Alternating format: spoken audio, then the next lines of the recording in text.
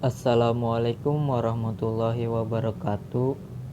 Nama saya Muhammad Rizkon dari Fakultas Ekonomi dan Bisnis, jurusan Administrasi Bisnis. Kali ini saya akan mempresentasikan tentang teknik negosiasi. Pengertian negosiasi. Negosiasi adalah sebuah cara yang ditempuh untuk mendapatkan sesuatu keputusan atau kesepakatan bagi kedua belah pihak melalui cara komunikasi yang baik serta diskusi yang baik. Proses negosiasi dilakukan hanya menyangkut dengan perjanjian, kesepakatan, kerjasama. Akan tetapi proses negosiasi dapat dilakukan dalam rangka mempengaruhi keputusan orang lain. Yang kedua, karakteristik negosiasi yang benar, yang baik.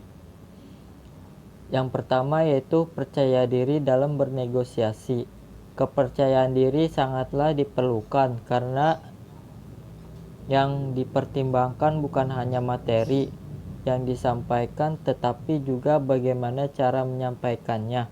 Ketika seseorang memiliki kepercayaan diri yang kurang, maka penyampaian materi kurang optimal sehingga secara tidak langsung dapat membuat ragu pihak lain yang akan diajak negosiasi. Yang kedua itu menghargai orang lain.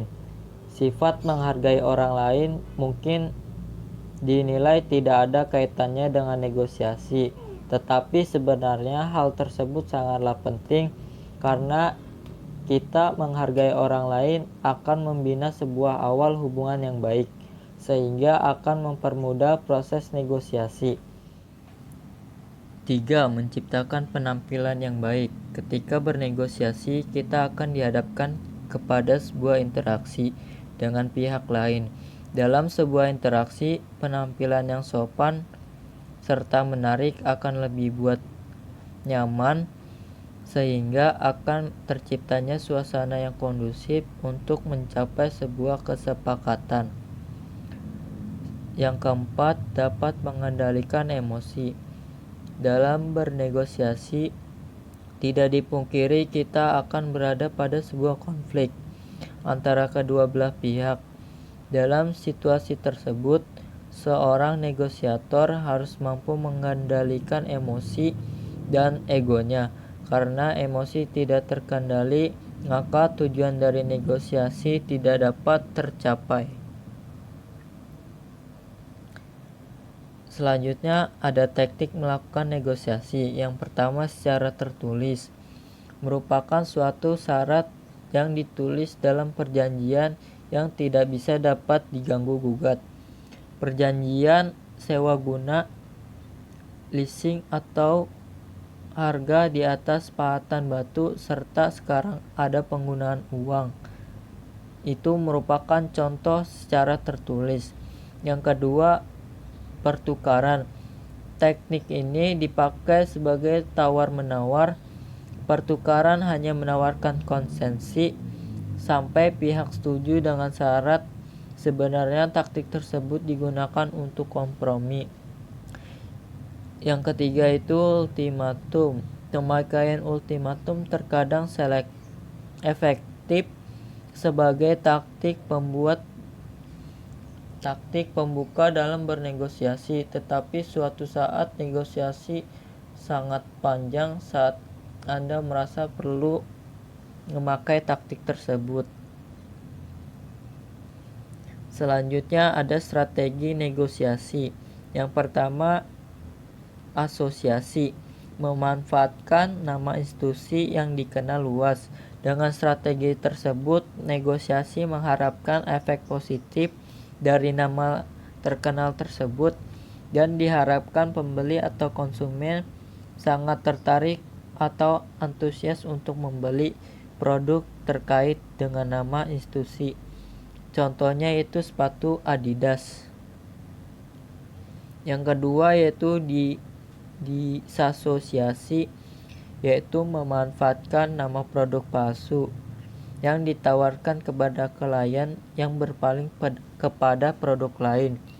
berbicara, strategi ini cenderung memperlihatkan perbandingan antara produk yang berbeda kualitas, baik harga, dan lain sebagainya, sehingga kita dapat memilih menonjolkan kelebihan dari produk yang kita tawarkan. Contohnya perbandingan produk palsu yang berkualitas buruk, sedangkan produk ini bagus.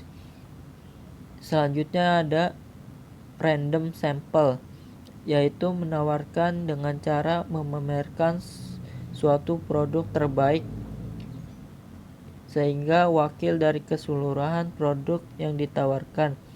Strategi ini berdampak negatif apabila keseluruhan produk tidak seperti contoh sampel yang dipamerkan. Yang selanjutnya yaitu win to win. Strategi ini dipilih oleh pihak yang berselisih yang menginginkan penyelesaian masalah pada akhirnya menguntungkan kedua belah pihak. Contohnya yaitu pihak manajemen sepakat untuk memberikan paket PHK di atas ketentuan pemerintah dan pihak pekerja sepakat dan segera mengakhiri hubungan kerja dengan damai. Selanjutnya ada win-loss. Strategi ini dipilih karena pihak yang berselisih ingin mendapatkan hasil sebesar-besarnya dari penyelesaian masalah yang diambil. Strategi ini pihak yang berselisih saling berkompetisi untuk mendapatkan yang mereka inginkan. Adalah selanjutnya kesalahan dalam bernegosiasi. Kesalahan umum dalam bernegosiasi berikut adalah beberapa macam kesalahan. Yang pertama, peningkatan komitmen yang tidak rasional. Yang kedua, bertahan. Yang ketiga, sudut pandang yang penawaran. Yang keempat, tersedia informasi. Yang kelima, terlalu percaya diri. Sekian dan terima kasih. Wassalamualaikum warahmatullahi wabarakatuh.